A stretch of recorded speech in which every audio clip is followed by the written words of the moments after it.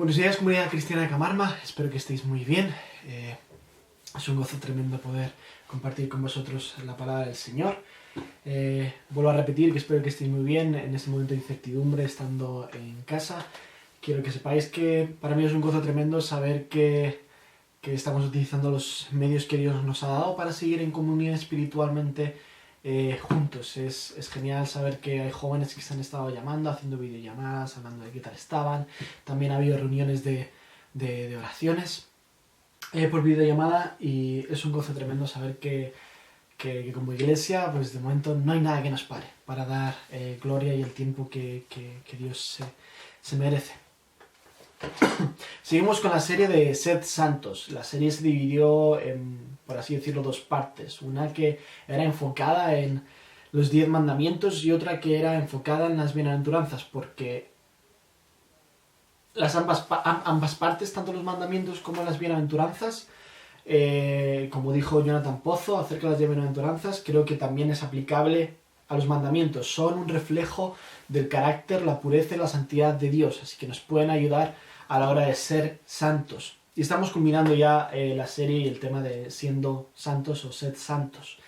Y siempre que alguien decide seguir los pasos de Cristo, decide aceptar a Cristo en su corazón, hay algo que en nosotros cambia. Y vamos a verlo en esta mañana, tarde, cuando estéis escuchando el mensaje de hoy. El texto, el versículo de hoy se encuentra en Mateo, en el capítulo 5, versículo 13. Voy a leerlo. Dice así: Vosotros sois la sal de la tierra, pero si la sal se desvaneciere, ¿con qué será salada? No sirve más para nada, sino para ser echada fuera y hollada por los hombres. Bueno, y ahora os pido que me acompañéis en un tiempo de oración. Oremos. Señor y Padre Celestial, te damos gracias por quien tú eres, Señor. Te damos gracias por la Iglesia, la comunidad cristiana de Camarma. Te damos gracias porque tú has dispuesto para estos tiempos medios para que podamos estar conectados y estudiar tu palabra juntos, estar orando los unos por los otros, Señor. Gracias porque tú ya de antemano sabías todas estas cosas y tú tienes el control y sigues siendo Rey, Señor. Así que te pido que nos puedas hablar en el tiempo que vamos a estar leyendo tu palabra y estudiándola juntos.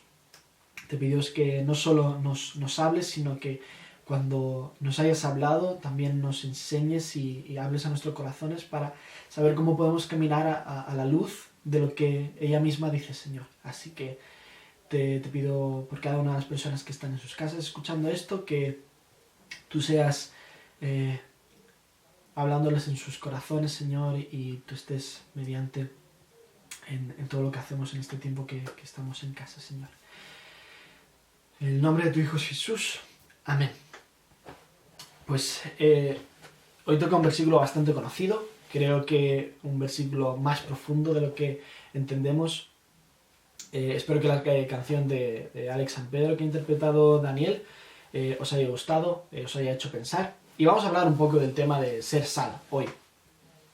Dios no nos compara, porque si fuese una comparación en el texto diría: vosotros sois como la sal de la tierra, pero directamente se ha traducido diciendo: vosotros sois la sal de la tierra.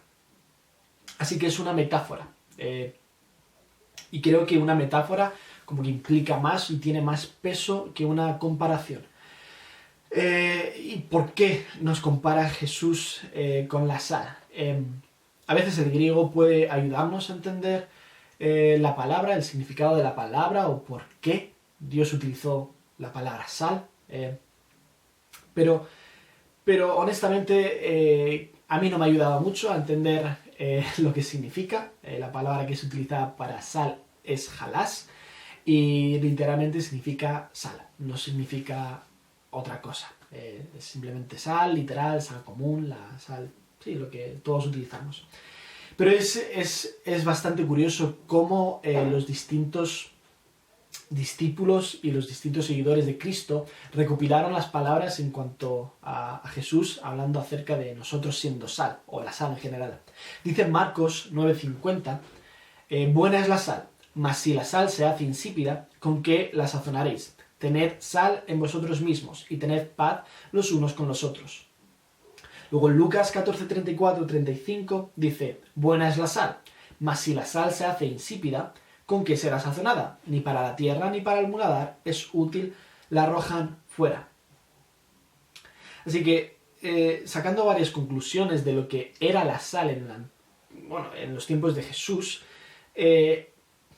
la sal, todos sabemos que es un elemento, su composición química es sencillísima, es de lo más sencilla. Y antiguamente diría que tenía muchas más, o se le daban más utilidades que ahora. Ahora simplemente, pues eso, salamos los alimentos, algunos mercados preservan la comida con sal, algunos restaurantes, y funciones medicinales, normalmente remedios caseros, pero antiguamente era demasiado valiosa y se comerciaba muchísimo con ella. Y las funciones principales ya las he mencionado, se preservaban los alimentos, se guardaban, se mantenían para que no se descomponiesen. Luego salar los alimentos, obviamente, y luego es verdad que la utilizaban para funciones medicinales. No sé hasta qué punto, yo no soy médico, seguramente Jonathan, Milton y José Manuel Carballo nos pueden echar una mano para entender qué funciones medicinales le daban a la sal, pero en resumen era muy valiosa y muy útil.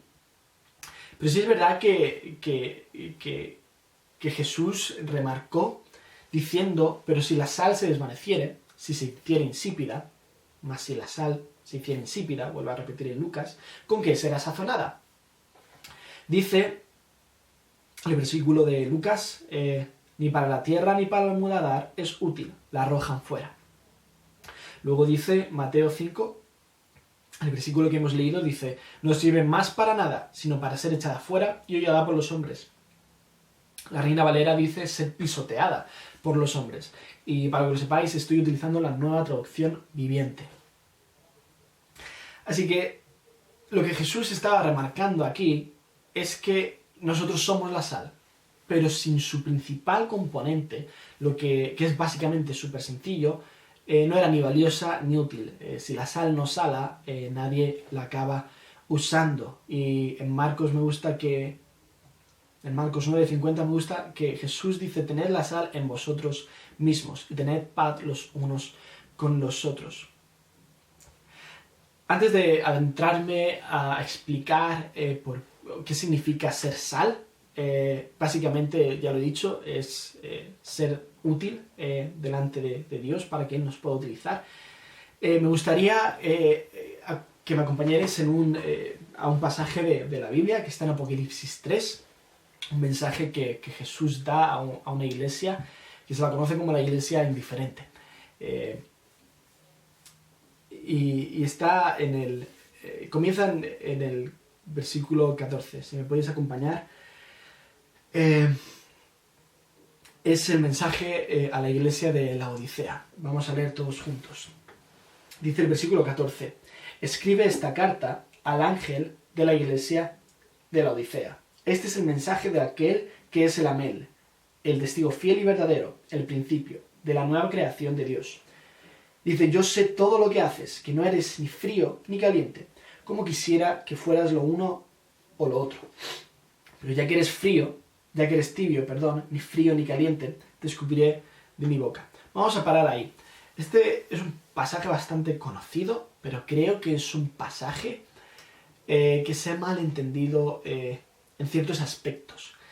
En cuanto a lo de ser frío y caliente, se ha entendido que si alguien es caliente está cerca de Dios, y si alguien es frío está alejado de Dios. Y si estás tibio es como que estás en el medio, no te decides, estás como, bueno, vale, no sé qué, y estás indiferente, tienes una posición indiferente que no te vas a decidir nunca, y dice que Dios aborrece eso. Por un lado, la conclusión creo que en cuanto a la palabra indiferencia, hablaremos de ella un poquito más adelante, es una conclusión válida y creo que está bien, pero no llego a entender el hecho de que caliente sea una connotación buena, porque el calor a veces en la Biblia le da una connotación mala, como puede ser el infierno, y el frío se le da una connotación negativa. Y tampoco yo me tomo muy en serio cuando la palabra del Señor dice en Timoteo. Pablo le decía a Timoteo que Dios quiere que todos lleguen al conocimiento de la verdad para la salvación. Así que no podría entender que Dios prefiriese que estuviésemos alejados de Él. Creo que una persona que tiene una posición indiferente en cuanto a estar con Dios o no, está igual de perdido que una persona que no tiene a Dios. Y sí es verdad que la Biblia dice, no puedes servir a dos señores, pero Dios prefiere que le sirvas a Él que al dinero en ese caso. Pero hablaremos un poquito más de a qué se refiere ser frío o caliente. Vamos a desgranar un poquito los versículos. Dice el versículo 15, yo sé todo lo que haces, que no eres ni frío ni caliente. Aquí, las palabras que Jesús utiliza a través de Juan son totalmente las adecuadas, teniendo en cuenta el contexto de quién era y dónde se encontraba la Odisea. Y aquí, cuando dice, yo sé todo lo que haces, que no eres ni frío ni caliente, Juan está haciendo una relación directa entre hacer y ser. Dice, yo sé todo lo que haces, que no eres ni frío ni caliente. Y vamos a hablar un poquito de eso más adelante. Dice que a Dios le gustaría que fuésemos o fríos o calientes. Entonces, no tiene por qué ser algo mejor que otro. Perdonadme. Y dice el versículo 16, pero ya que eres tibio, te escupiré de mi boca.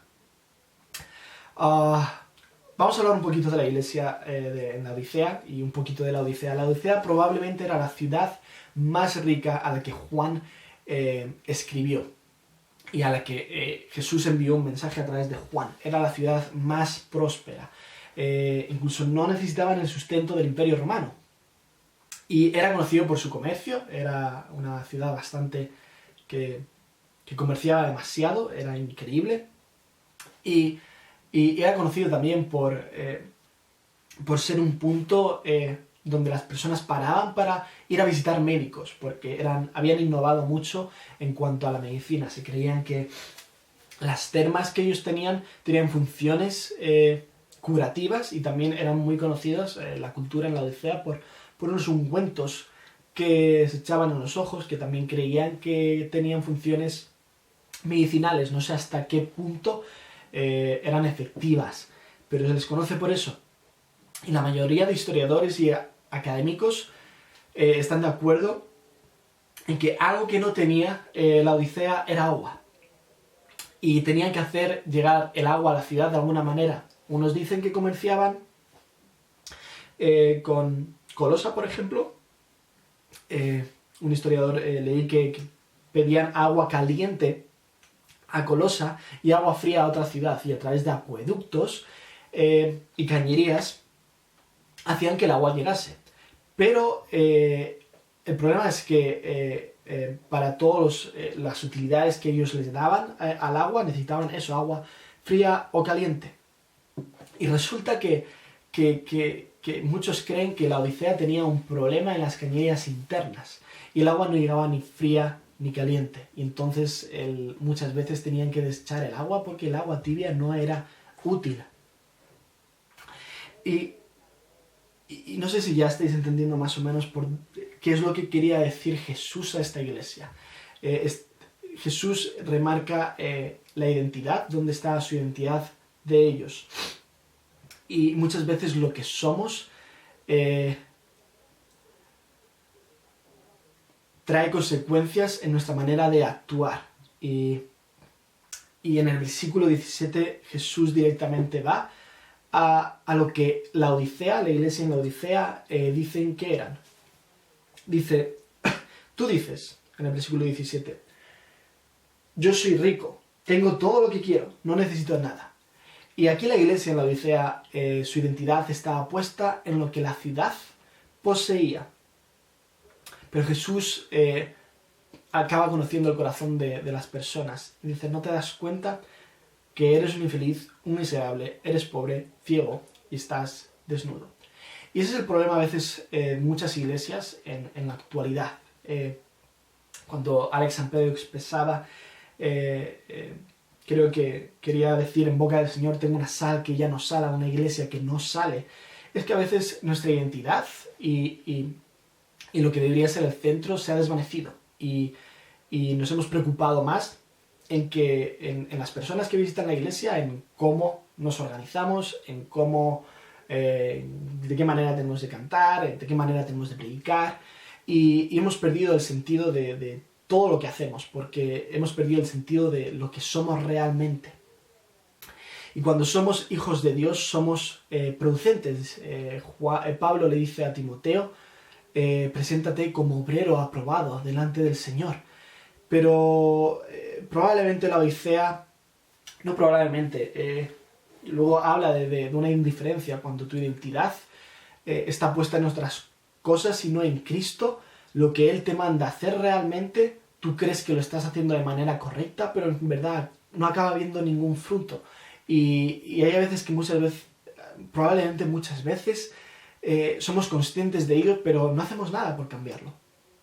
Y eso es un peligro, ya no solo para lo que viene a ser la esperanza y que la obra del Señor, podemos ser tan poco producentes que puede ser un riesgo en nuestra propia vida, porque Dios condena esto. Y decir que estas palabras, que eres un infeliz, un miserable, eres pobre, ciego y estás desnudo, yo no las asociaría a un hijo de Dios, sino a alguien que tiene un problema en su corazón y donde su identidad no está en Cristo. Así que este era el problema de la iglesia de la Odisea, no estaban siendo útiles, porque su identidad, la composición que es Cristo, se había desvanecido. La sal, eran sal que no salaba, porque su composición, lo más sencillo, Cristo mismo no reinaba en su identidad, sino que reinaba el hecho de dónde habitaban, la ciudad más rica y más próspera del mundo. Así que la pregunta que Jesús les hace, ¿con qué sazonaréis la sal? ¿Cómo llegaréis a ser útiles? ¿Cuál es la solución? Si ahora tú en esta mañana tienes ese problema, si has examinado tu corazón y te das cuenta realmente de que no estoy siendo nada productivo, no estoy siendo parte de la obra del Señor, no estoy formando parte de la expansión del reino, simplemente estoy obedeciendo, soy siervo inútil y no hago las cosas de todo corazón, como decía Juan. Juan dice que nosotros obedecemos porque Él nos amó primero, pero a veces simplemente obedecemos porque, no, lo hago porque dice la Biblia. No, eso tiene que salir de tu corazón. Jesús condena eso y dice, llámate siervo inútil si simplemente obedeces porque el Señor te lo dice. Porque eso no debería ser una motivación para hacerlo. En cierto sentido sí, pero lo que Dios llama es corazones dispuestos y corazones que realmente quieran obrarle. En todo caso, si simplemente obedecemos por obedecer, obedecemos a nuestro Señor, ¿quién no haría eso si tuviera un Señor aquí en la tierra? ¿Qué Señor, qué amo manda a un siervo, haz esto, y el siervo no lo hace? Debemos examinar nuestro corazón y saber dónde está nuestra identidad. Y lo bonito y lo bello de la palabra de Dios es que ante un problema Dios siempre ofrece una solución. Y dice el versículo 18, así que te aconsejo que de mí compres oro purificado por fuego, y entonces serás rico. Compra también ropas blancas de mí, así no tendrás vergüenza por tu desnudez, y compra ungüento para tus ojos, para que así puedas ver. Seguimos el 19, dice, yo corrijo y disciplino a todos los que amo, por lo tanto sé diligente y arrepiéntete de tu indiferencia. Dice el versículo 20, mira, yo estoy a la puerta y llamo, si oyes mi voz y abres la puerta, yo entraré y cenaremos juntos como amigos. Y eso es lo que Jesús ofrece como oportunidad para luchar contra la indiferencia en pleno siglo XXI. Estamos en un mundo en el que no somos conscientes de que hay muchas personas que no han escuchado la palabra de Dios. Estamos en un entorno donde el mundo está roto y creemos que con hacer cosas religiosas como ir a la iglesia o decir, toco en el grupo de alabanza o estoy mismamente aquí predicando, estamos siendo de utilidad. En cierto sentido sí, pero Dios nos llama a hacer a veces más de lo que estamos haciendo. Jesús dice, compra de mí oro y serás rico. Céntrate en lo que Él te promete y sé obrero aprobado. Os recomiendo, no tengo mucho tiempo, os recomiendo que después de la predicación o después durante el día leáis 2 Timoteo capítulo 2. Es un libro precioso en el que Pablo exhortaba a Timoteo a, ante todo, batallar y obrar y ser un obrero aprobado ante Dios, y que las circunstancias no hagan que flaquees. Y luego dice en el versículo 18, compra también ropas blancas de mí, así no tendrás vergüenza por tu pecado, tu desnudez. Dice, revístete de mi justicia y de mi santidad. La santidad expresa también pureza. Así que vuelve a mí, te está diciendo el Señor. Dice, mira, yo estoy a la puerta y llamo. Si oyes mi voz y abres la puerta, yo entraré y cenaremos juntos como amigos. Y luego dice eso. Todos los que salgan vencedores se sentarán conmigo en mi trono, tal como yo salí vencedor y me senté con mi Padre en su trono. Todo el que tenga oídos para oír debe escuchar al Espíritu y entender lo que dice a las iglesias. Así que en esta mañana me gustaría que examinaseis vuestro corazón. Y para terminar me gustaría leer un versículo en Levítico 2:13, esta vez es la Reina Valera. Dice así, y sazonarás con sal toda ofrenda que presentes, y no harás que falte jamás tu ofrenda la sal del pacto de tu Dios. En toda ofrenda tuya ofrecerás sal. Que todo lo que hagamos para el Señor sea del corazón, lo hagamos con un corazón que realmente ama al Señor. Examinemos si estamos siendo de utilidad y preguntemos al Señor qué he estado haciendo para tu reino, si ha tenido provecho. Enséñame los frutos, Señor. Y que nuestro componente, lo que hace que seamos salados y lo que hace que seamos útiles, que no seamos tibios, que es Cristo mismamente y la santidad del Padre, que también se ve en Cristo, que vemos a través de sus mandamientos y de las bienaventuranzas, reinen en nuestro corazón. Así que vamos a orar y voy a despedir este tiempo. Señor y Padre Celestial, te damos muchas gracias por quien tú eres. Te damos gracias porque a pesar de que a veces tú nos disciplinas de forma tan dura y contundente, tú dices que disciplinas al que amas, Señor. Así que te pido que cada una de las personas que están en casa escuchando esto, Señor, puedan examinar sus corazones y puedan entender que tú quieres utilizarnos, Señor, y que es de gran provecho, Señor, y tú te alegras cuando damos frutos y somos de provecho para tu reino, si formamos parte de tu gran plan de salvación para el mundo, Señor. Así que te pedimos que en estos tiempos de dificultad tú nos enseñes y nos hagas ver cómo somos sal en medio de estas circunstancias, Señor, que son tan difíciles. Te doy gracias por mi iglesia, Señor, por cada una de las personas que han escuchado esto, Señor, y te pido que tú reines en sus corazones y que les ayudes una vez más a caminar a la luz de lo que tu palabra dice, Señor. En el nombre de Jesús.